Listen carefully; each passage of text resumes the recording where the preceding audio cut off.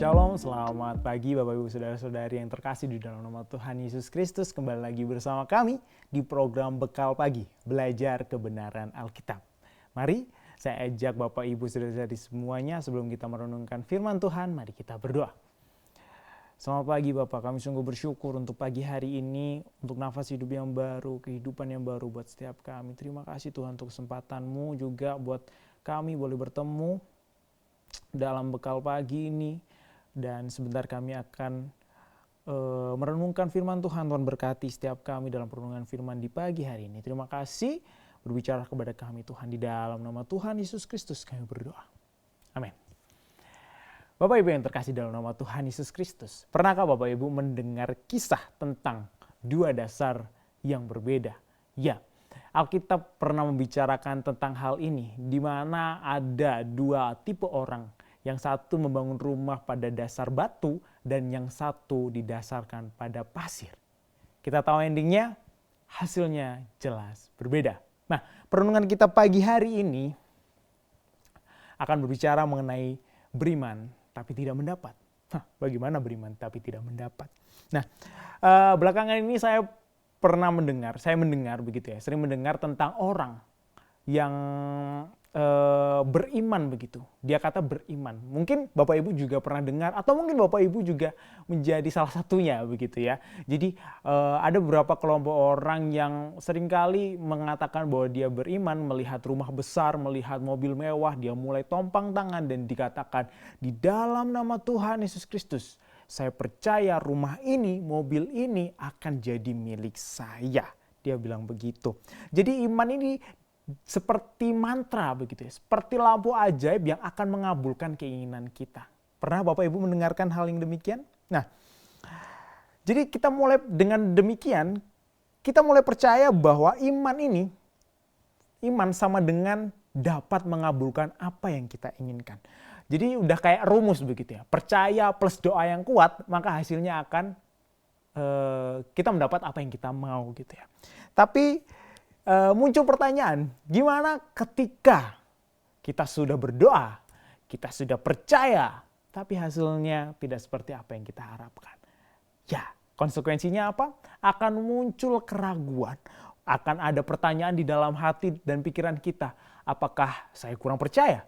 Apakah iman saya kurang kuat? Kenapa Tuhan tidak mendengarkan doa saya begitu? Pasti akan muncul otomatis Bapak Ibu. Dan gimana kalau misalkan gak didapat begitu apa yang kita doakan? Itu menjadi persoalan tersendiri ketika kita memposisikan diri, kita melihat iman secara seperti demikian. Begitu ya.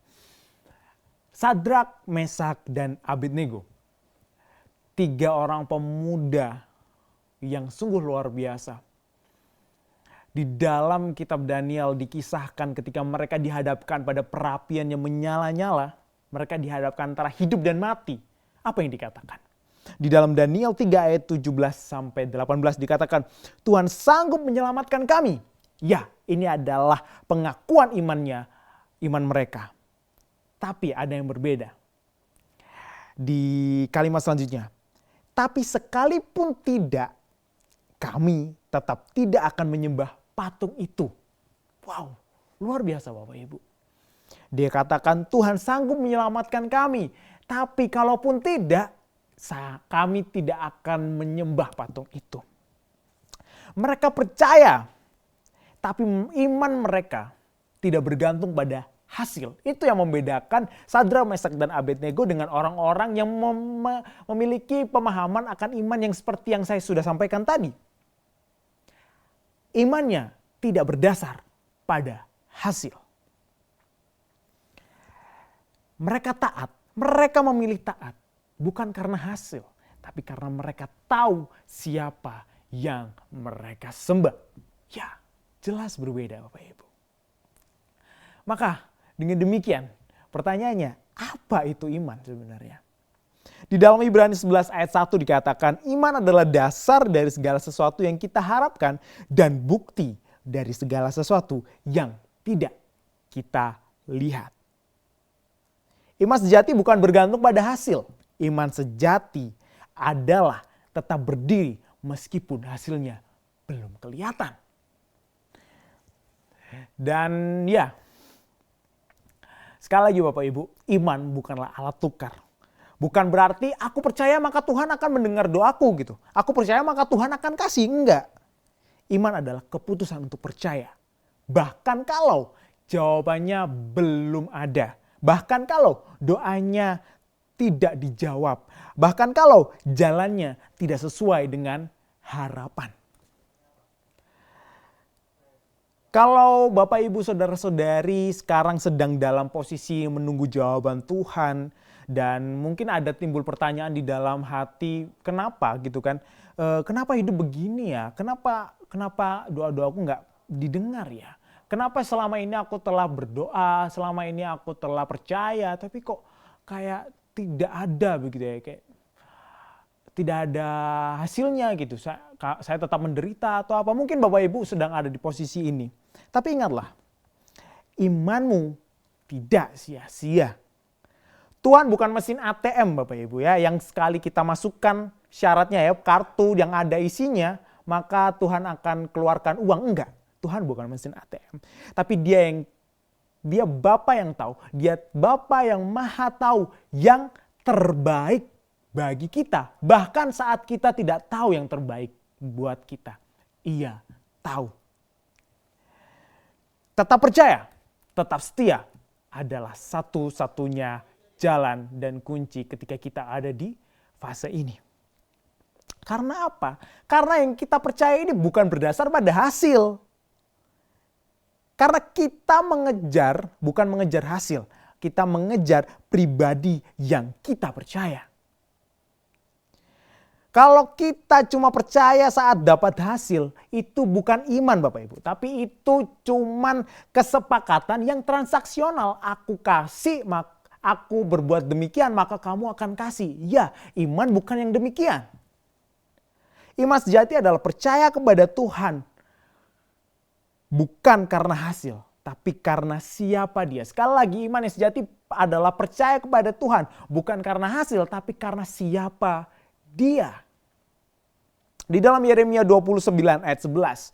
Sebab aku ini mengetahui rancangan-rancangan apa yang ada padaku mengenai kamu. Demikianlah firman Tuhan, yaitu rancangan damai sejahtera dan bukan rancangan kecelakaan. Untuk apa? Untuk memberikan kepadamu hari depan yang penuh harapan. Tuhan telah merancangkan damai sejahtera buat saya dan Bapak Ibu Saudara-saudari. Jadi kalau misalkan Bapak Ibu Saudara-saudari ada di posisi tidak tahu kenapa selama ini ketika kita sudah percaya kepada Tuhan tapi hidup kita masih begini-begini saja. Percayalah, iman Bapak Ibu tidak sia-sia. Sebab apa? Ia tahu yang terbaik buat saya dan Bapak Ibu. Saya harap perenungan kita di pagi hari ini bisa menjadi dasar kita untuk menjalani sepanjang hari ini. Supaya iman kita tetap teguh, iman kita tetap percaya, tetap yakin bahwa Ia adalah Tuhan. Sebab apa? Iman kita tidak berdasarkan pada hasil, iman kita berdasarkan kepada siapa Dia yang kita sembah. Amin. Mari kita berdoa.